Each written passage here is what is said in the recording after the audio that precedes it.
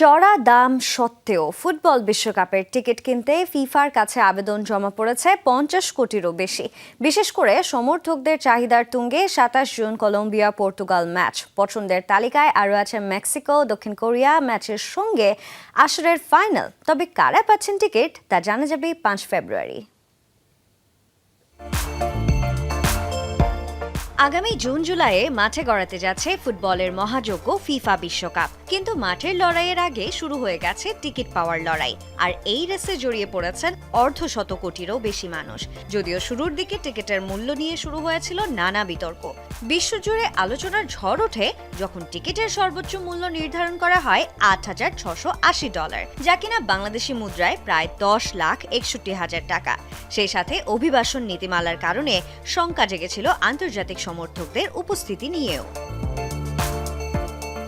কিন্তু বাস্তবতা বলছে ভিন্ন কথা। ফিফার কাছে জমা পড়া টিকিট আবেদনের সংখ্যাটাই প্রমাণ করছে বিতর্ক যতই থাকুক, ফুটবলের টানকে ঠেকানো যায় না কোনোভাবেই। স্বাগতিক 3 দেশ ছাড়িয়ে Germany, England, Brazil, Spain, Portugal, Argentina ও কলম্বিয়ার সমর্থকরাই টিকিটের আবেদনে এগিয়ে। ভৌগোলিক দূরত্ব কিংবা রাজনৈতিক অনিশ্চয়তা কোনোটিই তাদের বিশ্বকাপ দেখার স্বপ্ন থামাতে পারেনি। তবে সমালোচনার মুখে শেষ পর্যন্ত ফিফা ঘোষণা দেয় বিশ্বকাপে অংশ নেওয়া 48টি জাতীয় ফুটবল ফেডারেশনের জন্য প্রতিটি ম্যাচে $60 টিকিট বরাদ্দ রাখা হবে।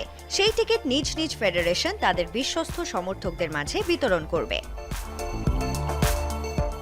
এদিকে 27 জুন কলম্বিয়া বনাম পর্তুগালের ম্যাচটি পরিণত হয়েছে সবচেয়ে বেশি চাহিদা সম্পন্ন ম্যাচে। এছাড়া মেক্সিকো সিটির ঐতিহাসিক আজটেকা স্টেডিয়ামে উদ্বোধনী ম্যাচ অর্থাৎ মেক্সিকো বনাম দক্ষিণ কোরিয়া, নিউ জার্সির ইস্ট রাদারফোর্ডে বিশ্বকাপ ফাইনাল কিংবা টরন্টোর দ্বিতীয় রাউন্ডের একটি ম্যাচ নিয়েও আগ্রহ তুঙ্গে। কিন্তু আবেদন করলেই যে বিশ্বকাপের গ্যালারিতে বসা নিশ্চিত তা কিন্তু নয়। ফিফা স্পষ্ট জানিয়ে দিয়েছে টিকিটের ফলাফল 5 ফেব্রুয়ারির আগে জানানো হবে না। যেসব ম্যাচে আবেদন টিকিটের সংখ্যাকে ছাড়িয়ে যাবে সেখানে লটারির মাধ্যমেই ভাগ্য নির্ধারিত হবে। অর্থাৎ অনেক সমর্থকের জন্য বিশ্বকাপ দেখা এখনো অপেক্ষা আর অনিশ্চয়তার গল্প। সানজানা আইভি, যমুনা স্পোর্টস।